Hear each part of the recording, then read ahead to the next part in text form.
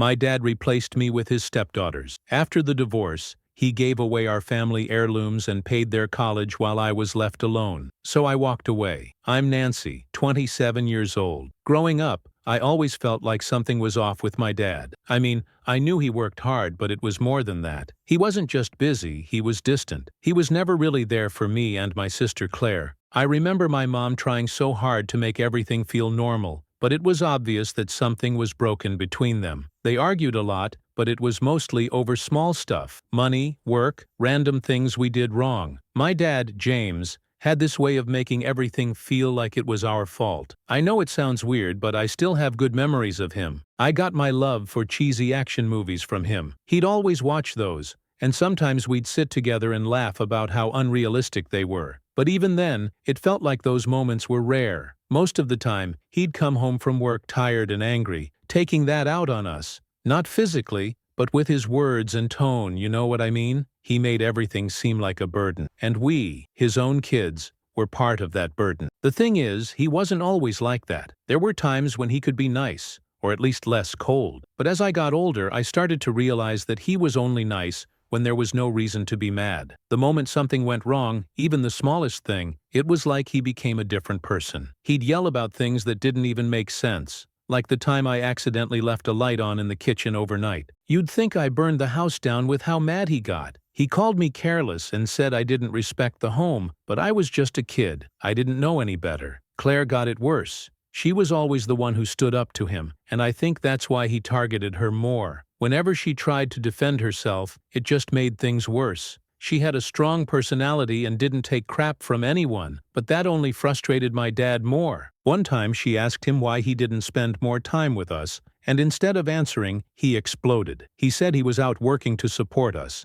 and how dare we question him. It made me scared to even talk to him sometimes. Then one day, everything just kind of fell apart. My mom couldn't take it anymore. They'd been fighting a lot, and it finally got to a point where she had enough and asked for a divorce. I wasn't surprised, but it still hit hard. I thought maybe after the divorce things would get better, that he'd try harder to be a real dad. I mean, I was old enough to understand that adults have their own problems, and I figured without the constant arguing with my mom, he'd be more present for us. I was so wrong. About a year after the divorce, James remarried. He didn't even tell us. No heads up, no, "Hey, I'm seeing someone." One day I found out he married this woman, Susan, completely out of the blue. I heard it from someone else, not even from him. It felt like I didn't exist anymore. But what hurt even more was finding out that her daughters, Lily and Sarah, were invited to the wedding. So basically, he could invite these two girls, whom he barely knew, but not his actual daughters. Claire and I were furious. I mean, how do you get married and not invite your kids? It felt like such a slap in the face. That's when I decided to go no contact. I was done. Claire agreed, and we both just cut him off. I didn't see the point in trying anymore. He clearly didn't care about us, so why should I keep putting in the effort? I remember thinking, if he wants to play dad to someone else's kids, fine. But I'm not sticking around to watch it. For a long time, I didn't talk to him. Honestly, it was kind of freeing. I didn't have to deal with the constant disappointment. I could focus on my life without feeling like I was always chasing after someone who didn't care. I met Mike, my boyfriend at the time, and we started building a life together. Things were going well for me, better than they'd been in years. But deep down, there was always this nagging feeling that I still wanted my dad to be a part of my life, even after everything he'd done. When Mike proposed, I thought maybe it was time to let go of the grudge, you know? I figured I'd try to be the bigger person. Inviting him to the wedding felt like a good way to start fresh. I didn't want to carry that anger with me into this new chapter of my life. So before sending out invites, I unblocked him on Facebook just to see what he'd been up to. Honestly, I don't even know why I did it. Maybe I was curious. Or maybe I just wanted to know if he had changed. What I found hit me like a punch to the gut. His profile picture was of him, Susan, Lily, and Sarah all smiling like the perfect little family. The caption said something about how they meant the world to him. The world. He had never posted anything like that about me or Claire. I just sat there staring at the screen, feeling like I had been replaced. Like I was never good enough for him to care about in the way he clearly cared about them. It didn't stop there. As I kept scrolling, I saw more and more pictures, vacations, birthdays, even holidays. He had taken them to Hawaii, something he never did for us growing up. The only vacations James took were for himself. He'd go on hunting trips alone and leave us behind. And now he was taking Susan's daughters on fancy trips to tropical islands? I couldn't believe it. The thing that really got to me, though, was when I found out he had bought them dogs. He never let us have pets growing up. In fact, he got rid of my dog one day while I was at school because it barked too much. I came home, and my dog was gone. Just like that. He didn't even give me a chance to say goodbye. But here he was, buying these girls' dogs and treating them like they were his own daughters. It felt like he had a whole new life, and there was no room for me or Claire in it. Seeing all that just reopened old wounds. I realized that no matter what I did, I was never going to have the dad I needed. He was always going to choose someone else over me. It hurt, but at the same time, it made me see things clearly. James was never going to change. He was always going to be the guy who put himself first, even if it meant abandoning his own kids. Honestly, I don't know why I expected anything different. I thought seeing those Facebook pictures was the worst part. But nope, things got way worse after that. After all the scrolling and feeling like crap, I told myself to just let it go. I was done being angry. I mean,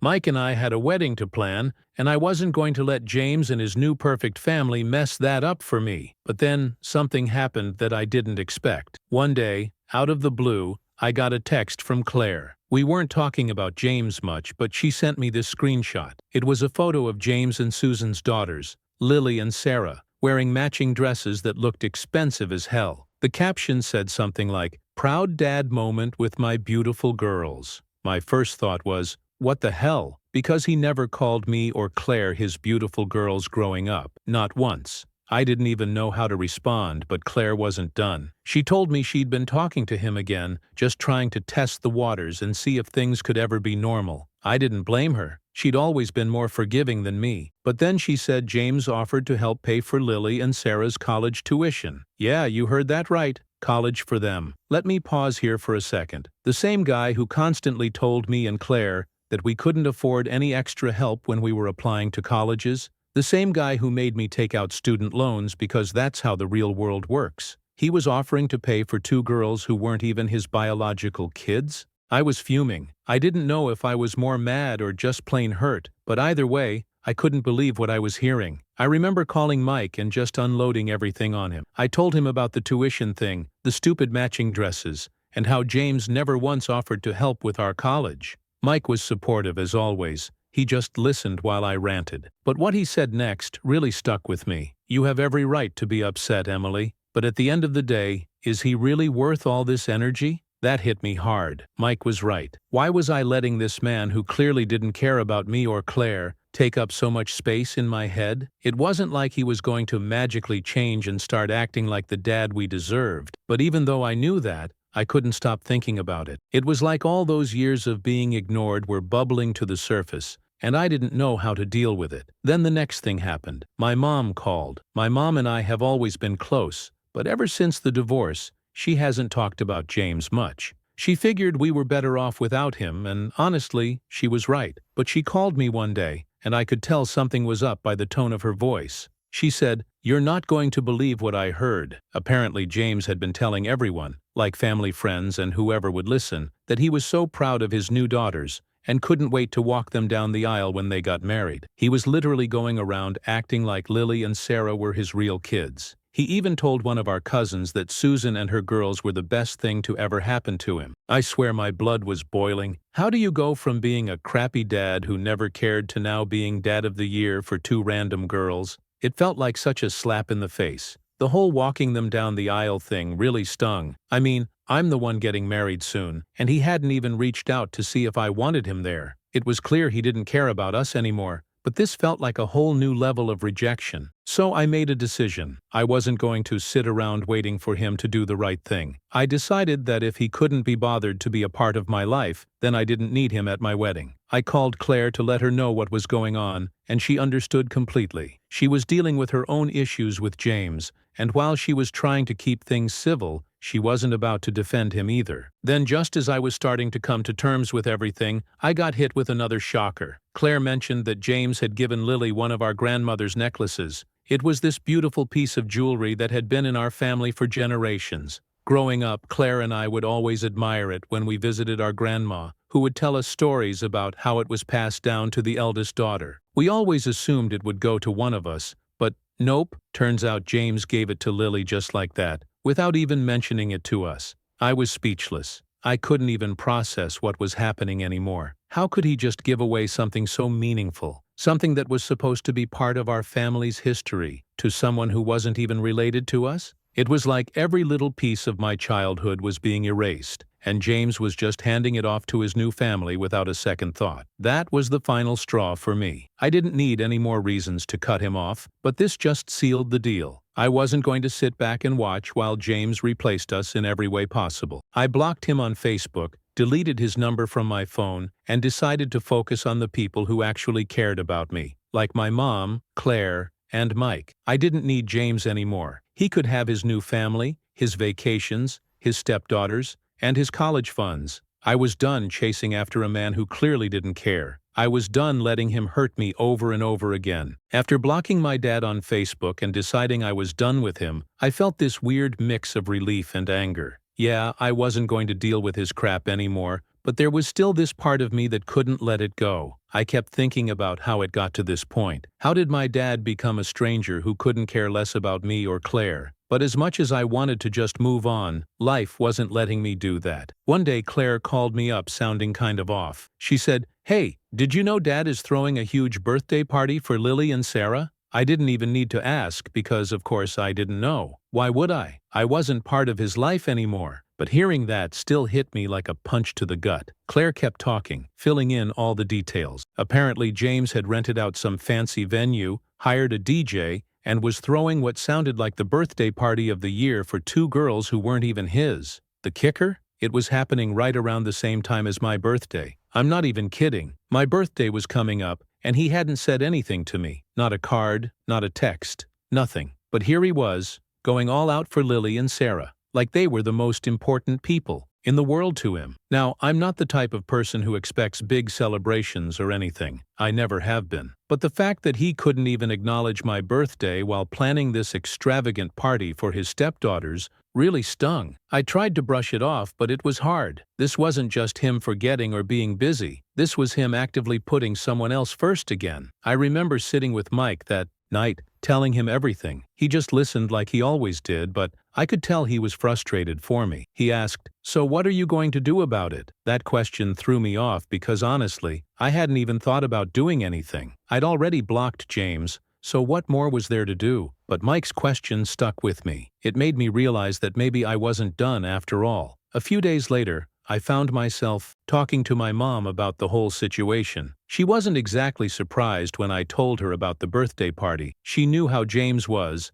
and how he'd always been. But then she said something that kind of changed everything for me. She said, "Emily, you don't have to keep letting him hurt you. You're allowed to stand up for yourself." I hadn't really thought about it like that before. In my mind, cutting him off was me standing up for myself, but maybe there was more I needed to do. Maybe I needed to let him know how badly he'd hurt me. So I made a decision. I was going to write him a letter. Not an angry, rant-filled letter, but something that laid it all out there. I wanted him to understand what he'd done, even if he didn't care. It took me a few days to figure out what to say. I kept starting and stopping, not sure how to even begin. But eventually, I just let myself write whatever came to mind. I told him how disappointed I was in him, how it felt like he'd abandoned me and Claire for this new family. I reminded him of all the times he hadn't been there for us growing up, and how that had only gotten worse after the divorce. I wrote about how hurt I was when I found out he didn't invite us to his wedding, and how seeing those Facebook posts made me feel like I didn't even exist to him anymore. I even brought up the college tuition thing and the necklace he gave Lily, just to drive home the point that he'd completely replaced us in every way possible. The hardest part to write, though,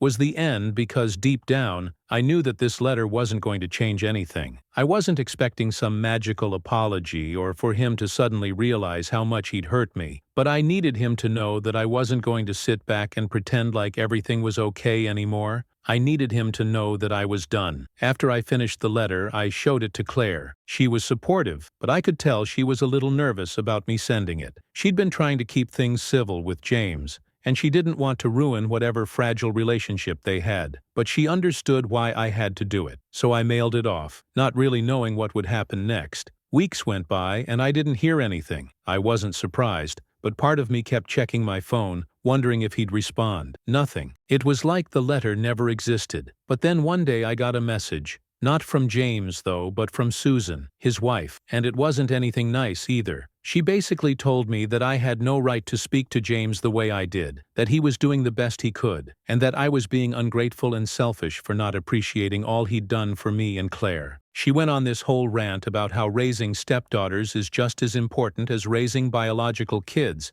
and that I needed to grow up and accept that my dad had moved on. I was floored. First of all, I hadn't even mentioned her or her daughters in the letter. It was between me and my dad, and somehow she made it all about her. Second, how dare she tell me I'm being ungrateful? She didn't live through the years of neglect and disappointment that Claire and I did. She didn't know what it was like to be constantly pushed aside. I didn't respond to her message. I didn't see the point. But that was the moment I realized something big. James wasn't just choosing his stepdaughters over us. He was letting Susan dictate everything. She had become the most important person in his life, and there was no room for me or Claire. And maybe there never would be. That realization hit me hard. It was about vacations, college money, or the birthday party. It was really about the fact that my dad had built a whole new life without us. He had made his choice, and as painful as it was, I knew I had to let him go. So after that whole mess with Susan's message, I thought things were finally starting to settle down. I had mentally checked out from everything with my dad and his new family. I wasn't expecting anything from him anymore. I felt like I was finally in a place where I could focus on myself and my own life, especially with my wedding coming up. But of course,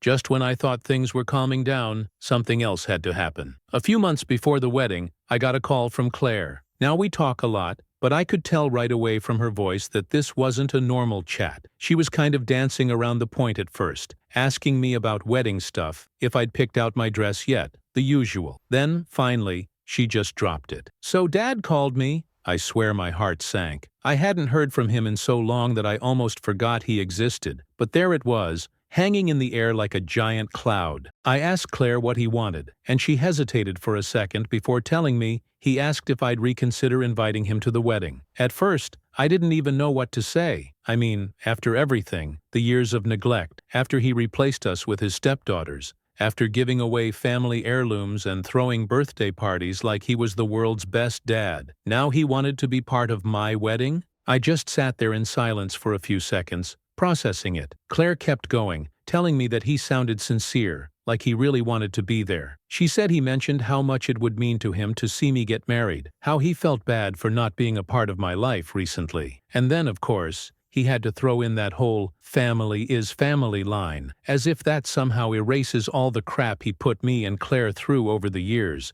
It was like a part of me wanted to believe him. I wanted to believe that he finally realized how much he'd hurt us, and that this was his way of trying to make amends. But at the same time, there was this overwhelming feeling of too little, too late. Where was all this regret when I needed him growing up? Where was he when he was giving away my grandma's necklace or throwing lavish parties for people who weren't even his kids? I told Claire I needed to think about it. I didn't want to make a decision in the heat of the moment, especially since my wedding was supposed to be a happy day. I didn't want his sudden appearance to mess that up. But of course, once the thought was in my head, it was all I could think about. I talked it over with Mike that night. He was supportive as usual, but he was also realistic about it. He asked, "Do you really want him there? Or are you feeling guilty for not inviting him?" That question hit me hard. I did feel guilty, but not for the reasons you might think. I felt guilty because part of me still wanted him there, even after everything, even after the years of hurt. There was this stupid part of me that still wanted my dad at my wedding. It felt like I was betraying myself by even considering it. The next few days were a blur of back and forth in my head. One minute I was convinced that I should let him come, give him one last chance to be part of my life. The next minute I was furious all over again, thinking about how easily he'd replaced me and Claire with his new family. How could I let someone who caused me so much pain walk me down the aisle? I ended up calling my mom. She's always been the one to keep things grounded, and I knew she'd have some insight. When I told her about James wanting to come to the wedding, she was quiet for a moment, and then she said something that kind of broke me. "Emily, it's your wedding. "You don't owe him anything." That's when it hit me. I really didn't owe him anything. I'd spent my whole life trying to make him care, trying to be the daughter he wanted, but it was never enough. And now, after all this time, I was still thinking about his feelings when it should have been about me and Mike. I didn't need to invite him just because he was my dad. I didn't need to let him into my life if he didn't deserve to be there. So I made my decision. I decided I wasn't going to invite him. I wasn't going to give him the satisfaction of thinking he could swoop back in at the last minute and pretend like he hadn't abandoned me. This was my day, and I wasn't going to let him ruin it. When I called Claire to tell her, she was a little surprised but ultimately understood. I could tell she still had some hope for him, but she respected my choice,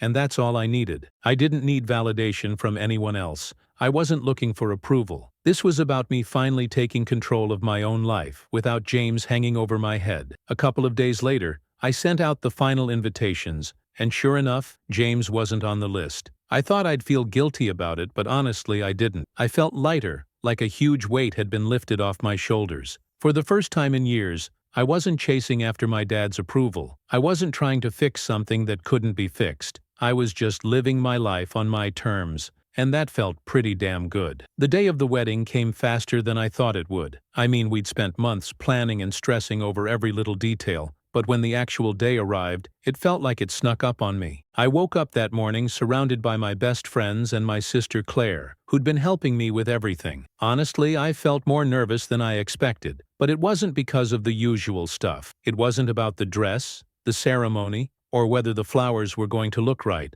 It was about the fact that my dad wasn't going to be there. As I was getting ready, I kept having these moments where I'd wonder if I made the right choice. I knew deep down I had, but you know how it is. There's always that little voice in the back of your mind making you second-guess everything. For so long, I'd imagined what this day would be like, and in some tiny corner of my brain, I'd always pictured my dad walking me down the aisle. I guess I had to let go of that version of things, and that's what felt weird. But Claire was there as always, making sure I didn't fall apart. She knew me well enough to tell when I was overthinking, and every time I started spiraling, she'd snap me back to reality with something like, "Emily, this is your day. You've got nothing to worry about." She was right. I knew she was right. But still, the absence of James hung over everything. As I was getting my hair done, I remember looking in the mirror and thinking about all the times growing up when I wanted him to be proud of me. I'd imagined him watching me graduate or congratulating me on my first job, but none of that ever happened. And now, on one of the biggest days of my life, he wasn't going to be there. But it wasn't because of me, it was because of him. That realization made me feel a lot better. Mike, of course, was the calmest person in the world that morning. He texted me a few hours before the ceremony with just a simple,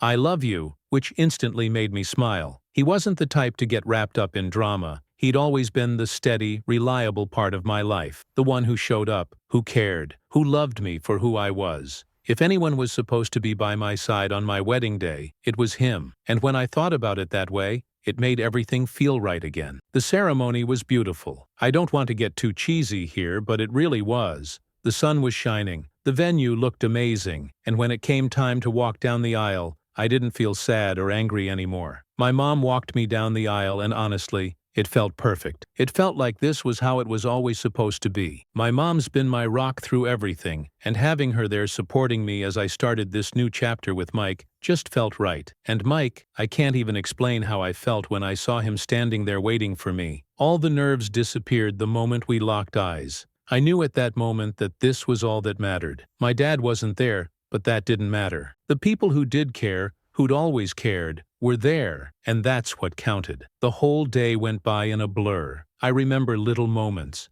Claire fixing my dress, my mom tearing up during the vows, Mike squeezing my hand when I was nervous. But most of it just felt like a whirlwind of happiness. I wasn't focused on James or what could have been or any of the past drama. For once, I was fully present. I was truly present in the moment, and it was amazing. Later that night during the reception, Claire pulled me aside. She was smiling, but there was a look in her eyes that told me she had something on her mind. She said, "Dad called me." Just hearing that made my stomach flip a little, but I was curious. I hadn't spoken to him in months, and now, on my wedding day, he decides to reach out. Claire told me that James had called her that morning to ask how I was doing and if I was nervous. He didn't ask to come or try to force his way into the day, but he did ask if I was happy. I didn't know how to feel about that. Part of me was still angry, of course. How could I not be after everything? But another part of me appreciated that he didn't try to make the day about him. It felt odd, but also kind of peaceful. Claire said he sounded different, like he regretted things but didn't know how to fix them. She told him I was doing great, and that the wedding was beautiful, and apparently he just said,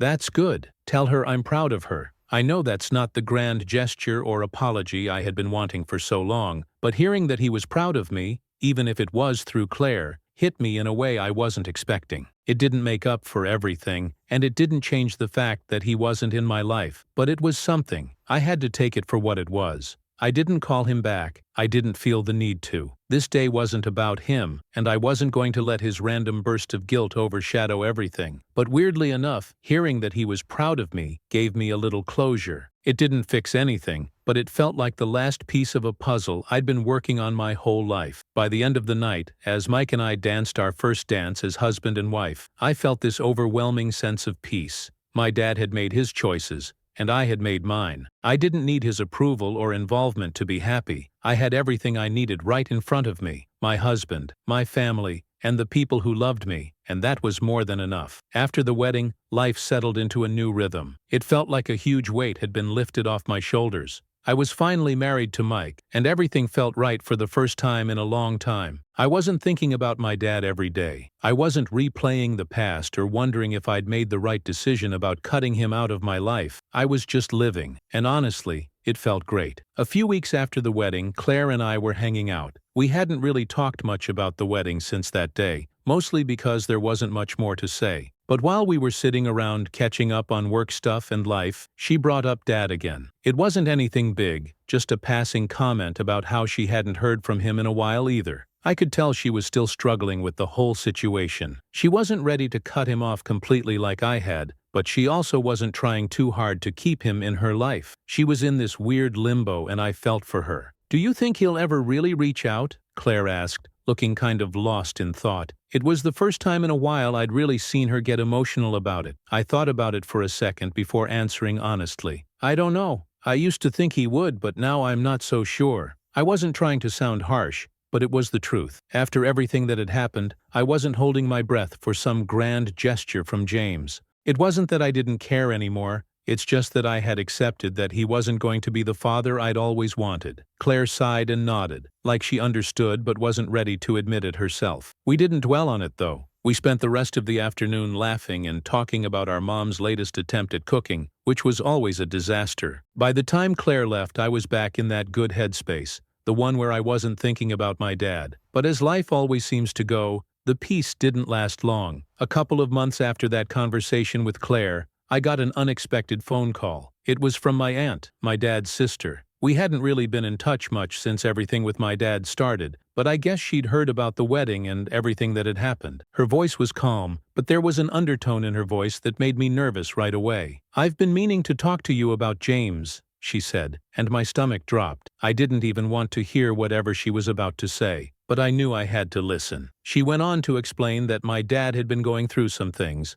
Apparently, he'd been dealing with health problems, and it wasn't looking great. She didn't get into specifics, but the way she talked about it made it clear this wasn't just some minor issue. I didn't know what to feel. On one hand, he's still my dad, no matter how much he's hurt me or how many times he's let me down. Hearing that he was sick hit me harder than I thought it would. But on the other hand, there was this anger inside me that hadn't gone away. It was like, now that he's sick, am I supposed to just forget everything? Am I supposed to run back to him and pretend like nothing ever happened? I wasn't sure I could do that. I thanked my aunt for letting me know and told her I needed time to think. After we hung up, I sat there for a long time just staring at my phone, feeling torn. Part of me wanted to reach out to see how bad things really were, but the other part of me, the part that had spent years being hurt by him, was telling me to stay away. I called Claire, of course. I needed to talk it through with her. She was quiet for a while after I told her the news, and then she said something that really stuck with me. "You don't have to decide anything right now, Em.